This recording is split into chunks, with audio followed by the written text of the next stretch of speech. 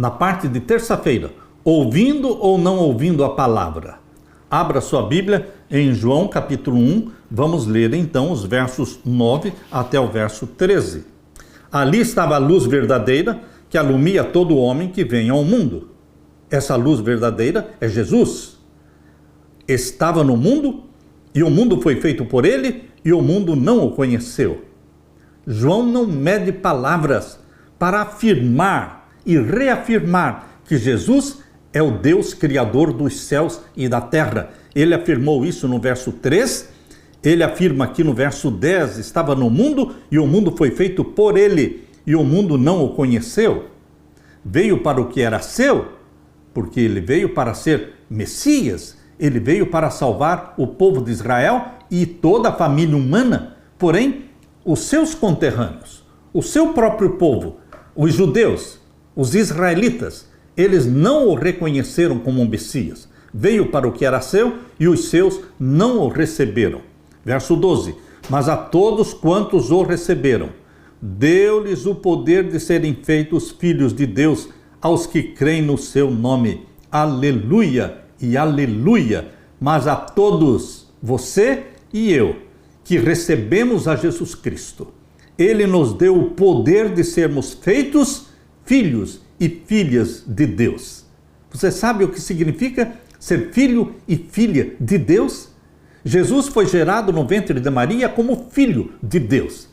Mas você e eu também podemos ser gerados não no ventre materno, mas somos gerados ao nascermos da água e do Espírito. Ao nascer da água e do Espírito, nós estamos sendo gerados como filhos e filhas de Deus. E mais, não somos filhos e filhas de segunda classe. Não existe uma segunda categoria de filhos e filhas. Quem é filho e filha de Deus é filho e filha. Nós somos filhos de Deus como Jesus Cristo é filho de Deus. Por quê? Jesus foi gerado pelo Espírito Santo e você e eu também somos gerados pelo Espírito Santo. Aleluia por isso. Portanto, a todos quantos recebem a Jesus Cristo, Deus lhes dá o poder de serem feitos filhos e filhas de Deus, aos que creem no seu nome. Não há salvação fora do nome de Jesus Cristo, os quais, verso 13, não nasceram do sangue, nem da vontade da carne, nem da vontade do varão, mas de Deus. Você e eu não nascemos da carne, não nascemos da vontade humana, mas nascemos de Deus, quando fomos gerados pelo Espírito Santo. Por isso é importante, meu irmão e minha irmã, entendermos que nós somos sim filhos e filhas de verdade, gerados pelo Espírito Santo. E depois de termos nascido da água e do Espírito, continuamos sendo gerados pelo Espírito Santo cada dia. Porque cada dia o Espírito Santo implanta em você a natureza santa de Jesus, porque isto é um processo gradual que se chama santificação. É o processo do Espírito Santo implantar em você gradualmente a natureza santa de Jesus. Por isso estamos sendo gerados pelo Espírito Santo como filhos e filhas de Deus. Observe as implicações do capítulo 1, verso 9. A luz chega a todos, mas nem todos a acolhem. É triste que Jesus veio para o seu povo de Israel e muitos não o receberam como Messias. Em Romanos capítulo 9 até o capítulo 11, nesses capítulos de Romanos, Paulo trata do mesmo tema trágico, o fato de muitos judeus terem rejeitado Jesus. Mas Paulo não termina com uma nota negativa. Ele diz que, de fato, muitos judeus, juntamente com gentios, aceitarão Jesus como seu Messias. O apóstolo adverte os gentios para que não se gloriem contra os judeus. Paulo diz, Romanos 11, 24, pois, se você foi cortado daquela que, por natureza, era uma oliveira brava e contra a natureza foi enxertado numa oliveira boa, quanto mais esses, que são ramos naturais, serão enxertados na sua própria oliveira. Paulo está falando aqui da conversão dos judeus.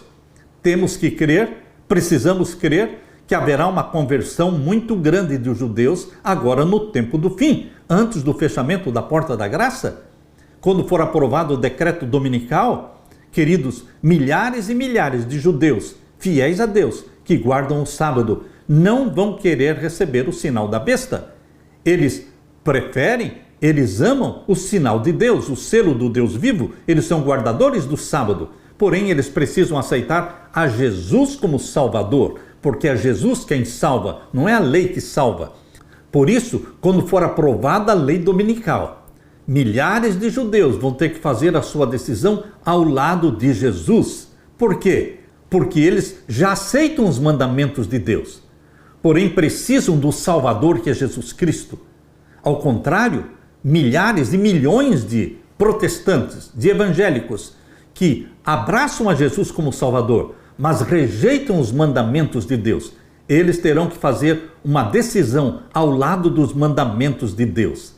Assim como os judeus precisam aceitar a Jesus como Salvador, porque eles já guardam os mandamentos de Deus, assim também protestantes, evangélicos e católicos, todos os que já aceitaram a Jesus como Salvador, eles precisam tornar-se obedientes aos mandamentos de Deus.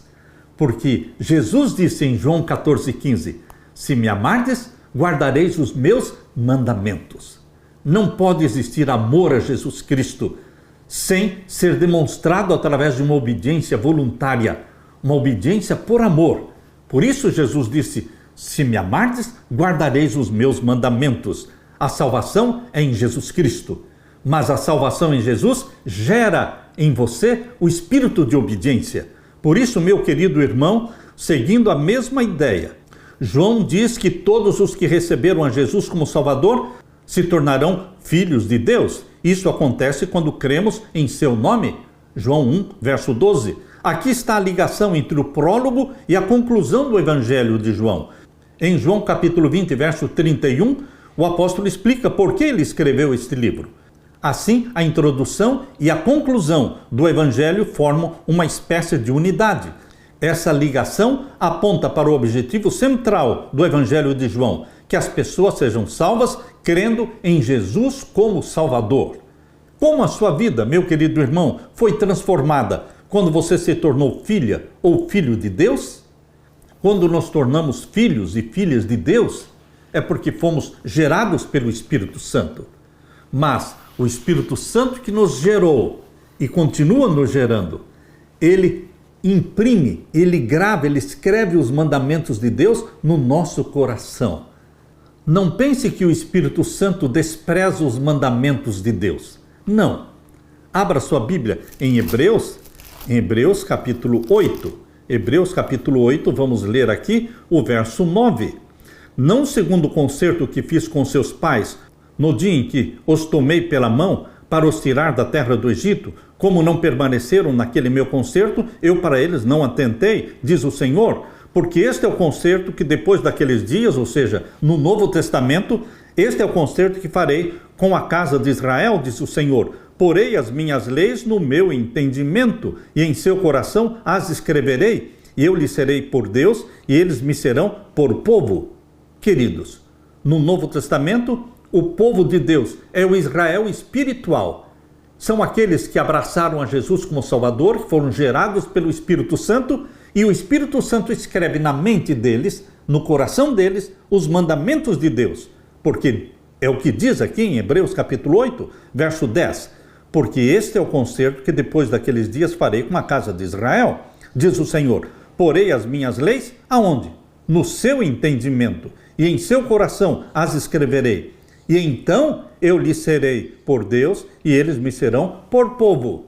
Nós somos povo de Deus, não só porque Jesus nos salvou, nós somos povo de Deus porque depois de Jesus nos salvar pelo seu sangue, o Espírito Santo gerou em nós, implantou em nós uma natureza santa, obediente, que tem prazer na lei do Senhor. O Espírito Santo escreve na sua mente, meu irmão, os mandamentos de Deus.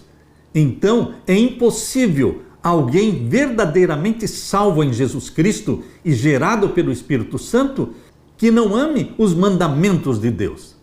Porque, como disse Davi, no Salmo 119, verso 97, ó, quanto amo a tua lei, é a minha meditação em todo dia. É o Espírito Santo que escreve os mandamentos de Deus e faz com que a lei de Deus se torne a nossa meditação em todo dia. Ó, quanto amo a tua lei, é a minha meditação todo dia. Salmo 119, verso 97. Aleluia!